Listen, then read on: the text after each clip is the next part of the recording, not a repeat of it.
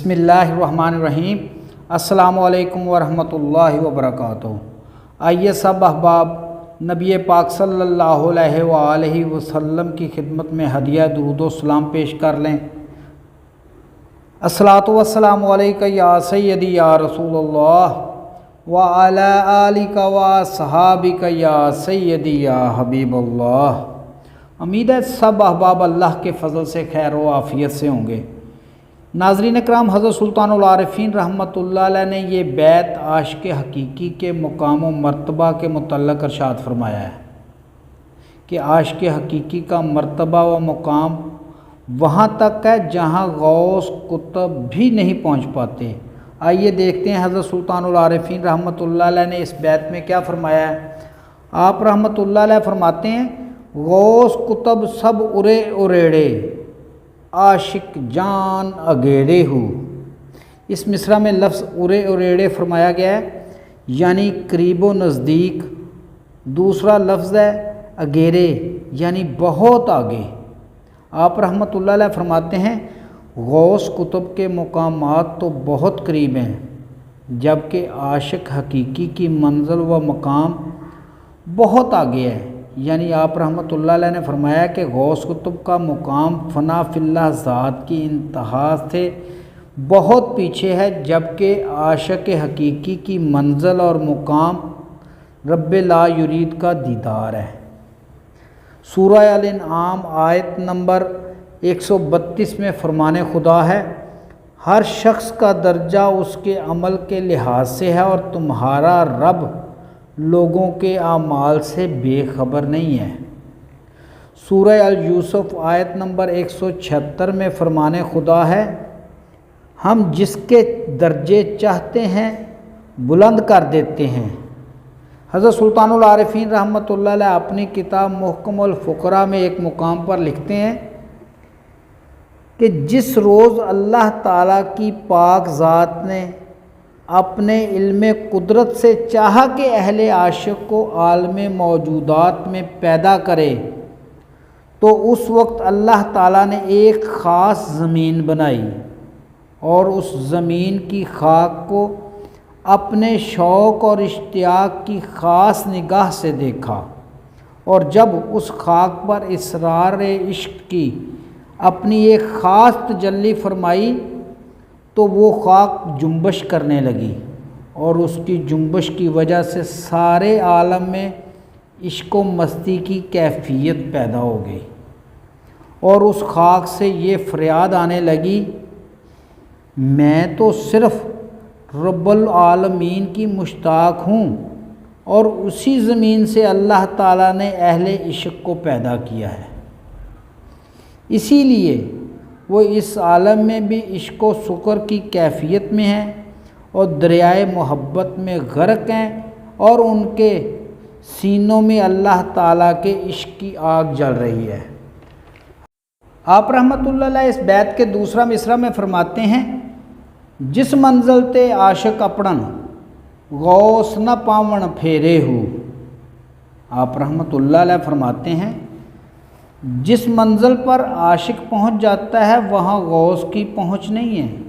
हज़रत सुल्तानुल आरिफ़ीन रहमतुल्लाह अलैह ने इस मिसरा में आशिक का मुकाम व मर्तबा बताया कि आशिक हकीकी फ़क्र मुहम्मदी का रूप धार लेता है, क्योंकि फ़क्र के मुतल्लिक़ नबी पाक सल्लल्लाहु अलैहि वसल्लम ने फरमाया, अल फ़क्र फ़ख्री वल फ़क्र मिन्नी, कि मुझे अपने फ़क्र पर फ़ख्र है और फ़क्र मुझसे है। जब आशिक़ हकीकी फ़कीर की राह पर चलता है तो उसकी मंजिल दीदार खुदा होती है, जहाँ पर माँ सिवा फ़कीर के कोई नहीं पहुँच पाता। हज़रत सुल्तानुल आरिफ़ीन रहमतुल्लाह अलैह अपनी किताब महकुल फ़क्र कलाम में एक हदीस पाक नकल फरमाते हैं कि नबी पाक सल्लल्लाहु अलैहि वसल्लम ने फरमाया, अगर दोज़ख आशिकों का हिस्सा होता तो उसका जमाल यार के विसाल के साथ शौक़ करते, और अगर जन्नत मुश्ताकों का हिस्सा होती तो उसमें बग़ैर जमाल यार के शोर मचाते।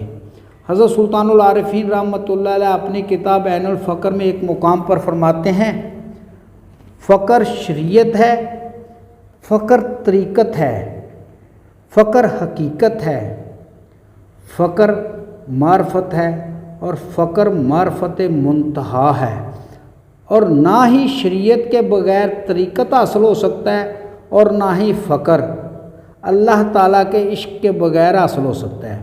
اے باہو، عاشقوں کی صفات کیسے بیان کی جا سکتی ہے؟ وہ تو بغیر سر یعنی حواس خمسہ کے بغیر لامکاں کی سیر کرتے ہیں۔ حضرت سلطان العارفین رحمۃ اللہ علیہ اس بیت کے تیسرا مصرع میں فرماتے ہیں، عاشق صدا وصال اچ رہندے لا مکانی ڈیرے ہو۔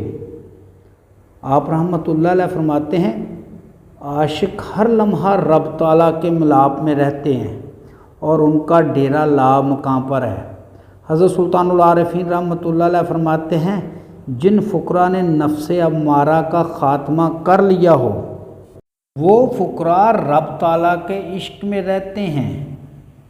عاشق صادق کا رب تعالیٰ سے وصال ایسے ہے کہ عاشق و معشوق دونوں ایک دوسرے کے سامنے ہوتے ہیں، یعنی ذات نور میں عاشق غرق ہو جاتا ہے۔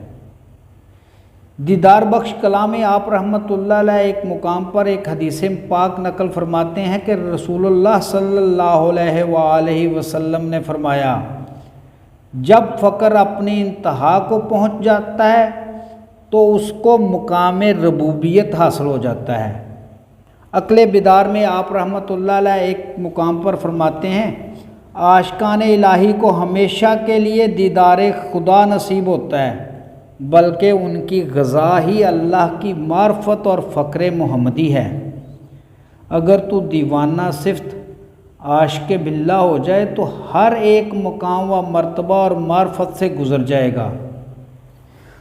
تجھے جمال الہی کے ساتھ لازوال وصال حاصل ہوگا اور تو کسی حال میں بھی خدا سے غافل نہ رہے گا۔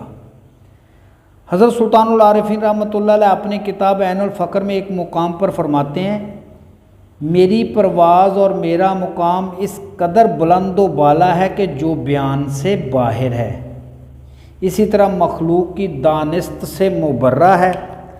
ہاں البتہ مخلوق کے ادراک کی کمی کے باعث اتنا کرتا ہوں کہ میرا مقام عرش معلیٰ سے بہت بلند ہے کہ میری ابتدا ہی محض خدا کی وحدت سے ہے۔ میں اپنے دل کا حال کیا بتاؤں کہ دریائے وحدت پیتا ہوں اور سیر نہیں ہوتا۔ حضرت سلطان العارفین رحمۃ اللہ علیہ اپنے اس بیت کے چوتھا مصرع میں فرماتے ہیں، میں قربان تنہا دے باہو ذاتوں ذات بسیرے ہو۔ اے باہو، میں ان عاشقان پر قربان جاؤں جنہوں نے اپنی ذات کو فنا کر کے عین اس ذات میں بسیرا کر لیا ہو۔ نبی پاک صلی اللہ علیہ وآلہ وسلم نے فرمایا، الفقر فخری والفقر منی، یعنی مجھے اپنے فقر پر فخر ہے اور فقر مجھ سے ہے۔ حضرت سلطان العارفین رحمۃ اللہ علیہ فرماتے ہیں، جس عاشق نے نفس امارہ کو مار دیا گویا اس نے راہ فقر کی پہلی سیڑھی پر قدم رکھ لیا۔ اب اس عاشق کی اگلی منزل اس راہ فقر پر چلتے ہوئے دیدار مصطفیٰ صلی اللہ علیہ وآلہ وسلم ہے، اور پھر اگلی منزل جہاں اس فقیر کا بسیرا ہوگا وہ ہے دیدار پروردگار۔ حضرت سلطان باہو رحمۃ اللہ علیہ اپنی کتاب کلید التوحید کلام میں ایک مقام پر لکھتے ہیں، جو شخص مشاہدہ فنا فی اللہ کے مقام میں غرق ہوتا ہے وہ نور ذات سے یک وجود ہوتا ہے، اس کا بولنا دیکھنا سننا سب نور ہوتا ہے۔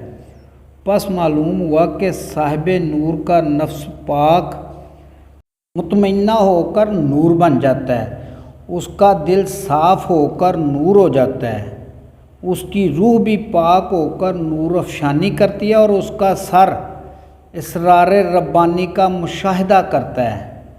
قرب خدا میں نور تجلیات اس پر نازل ہوتی ہیں اور وہ سر سے پاؤں تک نور میں مستغرق ہوتا ہے۔ صاحب نور سے کوئی نالائق حرکت سرزد نہیں ہوتی، وہ ہمیشہ اللہ کی نظر میں منظور ہوتا ہے اور مجلس محمدی صلی اللہ علیہ وآلہ وسلم میں ہمیشہ حضوری ہوتا ہے۔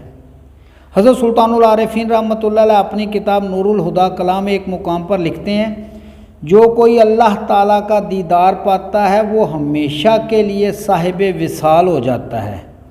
حضرت سلطان العارفین رحمۃ اللہ علیہ اپنی کتاب نور الہدیٰ کلام ایک مقام پر لکھتے ہیں، عارف خدا احوال پر نظر کر کہ اس نے کتنا عظیم مرتبہ پایا ہے، اور یہ عظیم مرتبہ حضرت محمد مصطفیٰ صلی اللہ علیہ وآلہ وسلم کی عطا اور بخشش ہے۔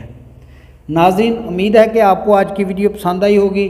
آئندہ ملیں گے انشاءاللہ بیعت باہو کے بیت نمبر 143 کے ساتھ۔ اس وقت تک اپنا خیال رکھیے گا۔ اپنے میزبان خالد قمر کو اجازت دیجیے۔ اللہ حافظ۔